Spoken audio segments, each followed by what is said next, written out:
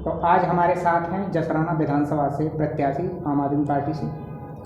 तो इनसे जानेंगे कि आखिर ये जनता के बीच जा रहे हैं तो इनके क्या मुद्दे हैं। पहले तो सर आपका परिचय क्या है और आपने कहाँ से नामांकन किया है?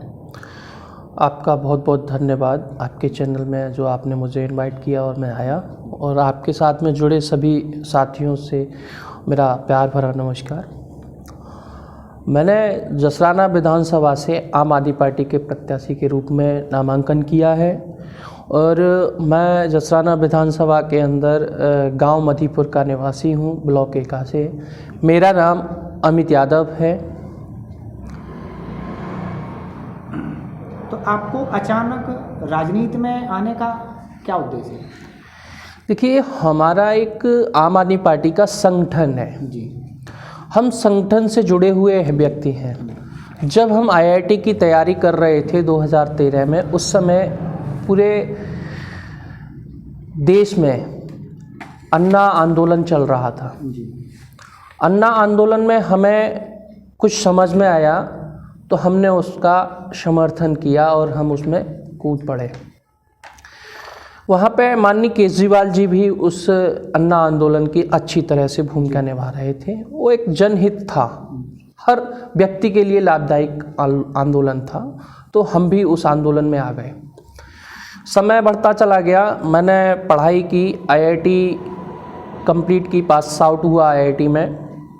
उसके बाद मैं अपने घर वापस आया तो यहाँ देखा मैंने कि यहाँ की जो पार्टियाँ हैं उनके विचार और दिल्ली सरकार जो आज के समय में चल रही है, आम आदमी पार्टी माननीय अरविंद केजरीवाल जी के नेतृत्व में जो चल रही है, उनका विचार बिल्कुल अलग था। यहाँ जो दोहरे चरित्र की राजनीति हो रही थी और एक तरफ दिल्ली के अंदर एक साफ और स्वच्छित राजनीति चल रही थी, जहाँ पे हर वर्ग और हर तबके के व्यक्ति को लाभ मिल रहा था। तो मैंने कहा कि मैं शुरुआत करता हूँ आम आदमी पार्टी से। और मैं पिछले 2020 में जो आम आदमी पार्टी का दिल्ली चुनाव हुआ था, उसमें मैं डिप्टी सीएम साहब माननीय मनीष सिसोदिया जी के साथ में रहा और मैंने वहाँ पे काफ़ी अच्छी तरह से कैंपिंग डोर टू डोर की। वहाँ पे मुझे सीखने को मिला कि हम लोगों के बीच में जाकर के क्या क्या समस्याओं का निचोड़ कर सकते हैं। उस तरह से हमने राजनीति का शुरुआत किया। जहाँ जसराना विधानसभा के अंदर हमने पूरी तरह से खंगाला देखा, हर तरह से हर गरीब तबके के व्यक्ति को, किसान भाई को, नौजवान को और बच्चों की शिक्षा का, हॉस्पिटलों में इलाज का स्तर बिल्कुल गिरा हुआ था। हमने शुरुआत करने के लिए आम आदमी पार्टी में अपना आवेदन किया, सदस्यता ली और हमें छात्र सभा से प्रदेश उपाध्यक्ष बनाया। जब हमने देखा कि छात्र हमारे उत्तर प्रदेश के अंदर बहुत भारी संख्या में बेरोजगार हैं, तो हमने समझा कि हम अभी आज युवा हैं, हमारी उम्र 26 साल की है, तो हम युवाओं की आवाज़ क्यों न बने। इसलिए हमने छात्र सभा का संगठन जो आम आदमी पार्टी का है उसको ज्वाइन किया, उस पर हमने निरंतर काम किया। आपकी जो विधानसभा है वो शहरी क्षेत्र में कम, ग्रामीण क्षेत्र में ज़्यादा है। ऐसे में यहाँ किसान बाहुल मान लिया जाए, किसानों के लिए आपकी तरफ से क्या योजनाएं होंगी, किस तरह लाभान्वित करेंगे? देखिए, जसराना विधानसभा के अंदर मैंने देखा, जितना भी खाका देखा, उसमें किसान भाइयों के ऊपर बहुत बड़ी संख्या में सरकार के द्वारा बिजली के बकाया बिल के मुकदमा लिखे हुए हैं। पहले नंबर पे किसान भाई की आवाज़ को बिजली के नाम पे दबा दिया। उन पे आज के समय में 2-2, 2.5-2, 3-3 लाख रुपए का बिजली का बकाया बिल है। अगर उनने भर नहीं पाया तो उनको जेल भेजने की कोशिश की सरकार है। हमारी सरकार बनती है तो हम किसान भाइयों का पूरा जितना आज तक उन पे बिजली का बिल का जो मुकदमा लिखा हुआ है उसको ख़त्म कराएंगे सरकार की तरफ से। दूसरी चीज़, किसानों पे आज तक जितना कर्जा है उससे मुक्ति दिलाएंगे। तीसरी चीज़, किसान को हम हमेशा 24 घंटे बिजली फ्री देंगे। उनके ट्यूबवेल हों, जितनी भी वो किसान भाई अपने जिस तरह से बिजली को खर्च कर सकते हैं उसको हम पूरी तरह से फ्री में उपलब्ध कराएंगे। अगर सरकारी खजाने को आप किसानों पर ही लुटा देंगे तो सरकार चलेगी? देखिए, सरकार के पास में बहुत बड़ा बजट है। उत्तर प्रदेश के अंदर लगभग 5.5 लाख करोड़ रुपए का बजट है। एक छोटी सी इकाई खर्च होगी किसान भाइयों को मुफ्त में बिजली देने की। हमारी आम आदमी पार्टी ने उत्तर प्रदेश का जब डाटा खंगाला कि किसान भाइयों को किस तरह से हम बिजली फ्री दे सकते हैं, तो बहुत आसानी से हम किसान भाइयों को बिजली फ्री दे पा रहे हैं और सरकार के राजस्व को भी संतुष्ट कर पा रहे हैं। आपकी विधानसभा में लगभग 1 दर्जन से ज़्यादा गांव खारे पानी की चपेट में है, जहां पानी 3-3 किलोमीटर दूर से लाना पड़ता है। ये क्या प्लान है इसका? कि व्यक्तिगत प्लान है। मैंने जब देखा जसराना विधानसभा का लगभग 1/3 हिस्सा खारे पानी की किल्लत में जूझा हुआ है। हमारे घर परिवार की माँ बहनें जो बेटियां हैं बहुत लंबी लंबी कतारों में पानी पीने के पानी के लिए लगी रहती हैं लाइनों में, और वहाँ पे उनके आपसी झगड़े भी मनमुटाव भी हो जाते हैं कि मैं पानी पहले भरूंगा। तो इसलिए हमने एक योजना बनाई है जो मेरी खुद की योजना है, जिसको मैंने माननीय राज्यसभा सांसद उत्तर प्रदेश प्रभारी जी को भी दी है जानकारी कि मेरे विधानसभा के अंदर ये समस्या है। उन्होंने इस पर सहमति जताई, हम इसको पूरा करेंगे।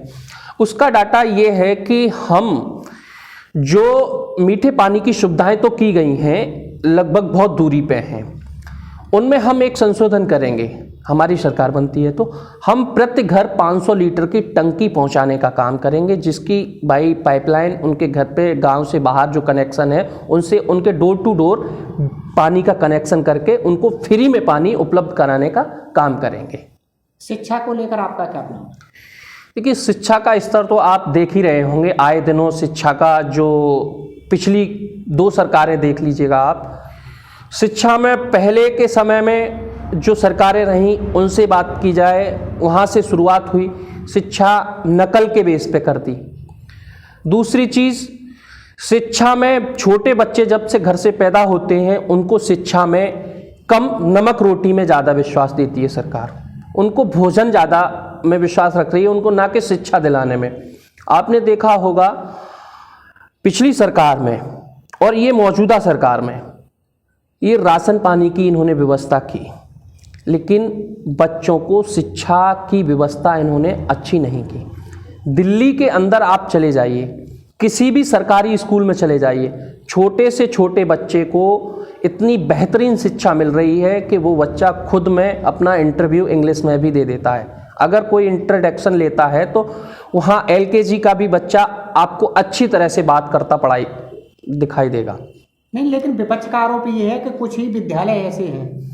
नहीं, दिल्ली के अंदर मैं तो देखता हूँ हर सेक्टर के अंदर अच्छे स्कूल बने हुए हैं। इस बार तो रिकॉर्ड टूट गया दिल्ली सरकार में कि प्राइवेट स्कूलों से सरकारी स्कूलों में बच्चों ने एडमिशन लिए हैं। बहुत तकरीबन 2.5 लाख बच्चों ने एडमिशन लिए थे इस बार, और दिल्ली का सबसे अच्छा रिजल्ट आया नीट के एग्ज़ाम में। जो गरीब झुग्गी झोपड़ियों में रहने वाली बच्चियां थीं हमारी, उन्होंने नीट के एग्ज़ाम क्वालिफाई किए। ये तो वर्ल्ड जान रहा है कि दिल्ली के अंदर सबसे बेहतरीन रिजल्ट आया। युवाओं की बेरोजगारी दूर करने के लिए आपकी सरकार के पास क्या प्लान होगा? देखिए, हमारी सरकार ने जब उत्तर प्रदेश में एंट्री की, डाटा खंगाला, तो यहाँ पे बहुत बड़ी संख्या में बच्चे जो रोज़गार का जो खाका है उसमें रजिस्टर करा चुके हैं अपना कि हम बेरोज़गार हैं। तो हमारी सरकार ने दावा किया है कि हम हर साल 10 लाख नौकरी सरकारी देंगे। अगर सरकारी नौकरी देने में असंभव होते हैं, हर बच्चे को सरकारी नौकरी नहीं दे पा रहे हैं, तो हम हर युवा बेरोजगार को 5,000 रुपये बेरोजगारी भत्ता देने का काम करेंगे। दूसरी चीज़, IT सेक्टर हो या बड़ी बड़ी कंपनियों का जो आप यहाँ पे इंफ्रास्ट्रक्चर डेवलप की बात करी जाए तो उत्तर प्रदेश एक बहुत बड़े क्षेत्रफल में फैला हुआ है। यहाँ पे नई फैक्ट्रियों का निवेश करा करके हम युवा जो शिक्षित हैं, हमारे ग्रेजुएशन भी किए हुए युवा शिक्षित हैं और आज बेरोजगार हैं, तो हम उनको वहाँ पे रोजगार देने का काम कर सकते हैं। उत्तर प्रदेश एक ऐसा स्टेट है कि यहाँ पे पैसे जो उत्तर प्रदेश का बजट है इसको काफ़ी अच्छे संख्या में बढ़ाया भी जा सकता है। उत्तर प्रदेश से पैसा पैदा करने के कई एक रास्ते हैं। जैसे कि मेरा एक सोचने में आता है कि उत्तर प्रदेश के अंदर जो बाहर की बालू आती है, नहर की जो खदन होती है, उत्तर प्रदेश की नदियों से कम और मध्य प्रदेश की नदियों से ज़्यादा उत्तर प्रदेश की यहाँ पे सप्लाई हो रही है। हमारे स्टेट में अगर वो बंद कर दिया जाए, बाहर के स्टेट से कोई भी उत्तर प्रदेश में बालू का खनन नहीं होगा, आएगी नहीं बालू, तो हमारे उत्तर प्रदेश की रेवेन्यू बहुत ज़्यादा बढ़ जाएगी। इस चीज़ को आप मानते हैं? दूसरी चीज़, अगर हम युवाओं को और डेवलप करना चाहते हैं तो तमाम विभाग आज ऐसे हैं जहाँ पे बहुत संख्या में पद खाली पड़े हुए हैं। आप बिजली के क्षेत्र में आ जाइए, बिजली का क्षेत्र इतना खाली पड़ा हुआ है कि लाइनमैन तक नहीं है। अगर लाइनमैनों की भी वैकेंसियां निकाल दी जाएं तो अच्छी संख्या में जो टेक्निकल हमारे जो युवा हैं, बेरोजगार हैं, उनको अच्छी संख्या में नौकरी मिल सकती है। अभी जब सिरसागंज में केशव प्रसाद मौर्य आए थे जी, उस समय सड़कों के लिए 661 करोड़ रुपया दिया गया था फिरोजाबाद जिले को। जी, सभी सरकारें देती हैं। जी। आपकी सरकार भी बजट देकर भूल जाएगी या सड़कों की दुर्दशा को सुधार के काम भी होंगे? ये तो जीता जागता उदाहरण है कि दिल्ली के अंदर अगर आपको दिखाई पड़ रहा हो, जो पहले लंबी लंबी लाइनें लगी रहती थीं, बहुत सकरे रोड थे, उनका जो रोडों का जो डेवलप किया है वो दिल्ली सरकार के अंतर जो आ रहा था वो दिल्ली सरकार ने बहुत अच्छी तरीके से उसका डेवलपमेंट किया है। कई सारी रोडें ऐसी थी यहाँ से कि मार्केट तो बहुत अच्छी थी लेकिन उसमें आप गाड़ी लेके एंट्री नहीं कर पाते थे। आज वो रोडें सड़क बिल्कुल साफ़ और स्वच्छ, आप आराम से वहाँ गाड़ी पार्क कर सकते हैं और आप निकल सकते हैं, अपनी दुकानदारी खरीदारी कर सकते हैं। उत्तर प्रदेश में हमारी अगर सरकार बनती है, मौका मिलता है हमको, तो उत्तर प्रदेश का हर ग्रामीण क्षेत्र का जो रोड मार्ग है उसको हम बेहतर तरीके से डेवलप करेंगे, क्योंकि हमारी पार्टी के अंदर और पार्टियों की तरह कोई मुकदमेबाज, कोई दलाल, कोई चोर नहीं है। हमारी पार्टी में जितने भी नेता हैं सभी लोग शिक्षित हैं, IITN हैं, IAS हैं, एडवोकेट हैं, पोस्ट ग्रेजुएट हैं। इन्हीं लोगों को हमारी पार्टी ने आज उत्तर प्रदेश के अंदर चुनाव लड़ाने के लिए तैयार किया है। अच्छा, आप अपना यूपी में किससे मुकाबला मानते हैं? देखिए, हमारा तो सीधा सीधा फंडा है। हम काम पे विश्वास करते हैं, मुकाबले पे विश्वास नहीं करते हैं। हम रिजल्ट देते हैं। हम रिजल्ट लेने का या टक्कर देने का या टक्कर देने की बात नहीं करते हैं। हम रिजल्ट देने पे विश्वास करते हैं। जैसे कि दिल्ली के अंदर हमने पहला चुनाव लड़ा था, कोई हमें गिन नहीं रहा था कि कहीं पे हम हैं, नज़र हैं, हमारी टक्कर है किसी से। तो माननीय अरविंद केजरीवाल जी ने सीधा उदाहरण उनको ये दिया था कि मुझे कोई गिने या न गिने, मुझे जो गरीब आम तबके के लोग हैं, हर समाज के लोग हैं, वो मुझे सपोर्ट कर रहे हैं, वो मेरी टक्कर कर रहे हैं। मैं किसी से टक्कर नहीं कर रहा हूँ, ना मेरी पार्टी किसी से टक्कर कर रही है। मेरे साथ में जो जनाधार है, जो सहानुभूति वाले लोग हैं, जिनको अपने बच्चों को अच्छी शिक्षा चाहिए, रोजगार चाहिए, बिजली फ्री चाहिए, पानी फ्री चाहिए, वो मेरे साथ हैं। तो उसका रिजल्ट इतना अच्छा आया कि पहली बार में ही दिल्ली के अंदर 28 सीटें आई। लोगों के अंदर इतना अच्छा उत्साह दिखा कि उन्होंने अपने वोट की कीमत अपने फायदे के लिए ली। आज के समय में उत्तर प्रदेश में कई सारे नेता घूम रहे हैं अपने फायदे के लिए कि भाई मेरा फायदा हो जाए, भाड़ में जाए जनता। लेकिन दिल्ली की जनता बहुत समझदार थी और मैं समझता हूं कि उत्तर प्रदेश का भी हर युवा, ये पीढ़ी, जो जनरेशन जो हमारी 18 साल की आज के समय में आई है, वो इतनी समझदार हो चुकी है कि उसे अपने वोट से अपने फायदे लेने हैं। इतना कह सकता हूं। यूपी में लगभग कितनी सीटें आने की संभावना है? हम तो सीटें पहले कभी किसी को ऐलान बताते ही नहीं है कि हम कितनी सीटें लेके आ रहे हैं, लेकिन हम ये जरूर बता रहे हैं कि हम तखत और ताज दोनों पलटना जानते हैं। आज जो सत्ता में बैठा है वो भी पलटेगा और जिसके सर पे ताज लगा था वो भी पलटेगा, इतना जरूर जानते हैं हम। तो ये थे हमारे साथ जसराना विधानसभा से प्रत्याशी अमित गौरव जी। हम फिर मिलेंगे किसी नई शख्सियत के साथ।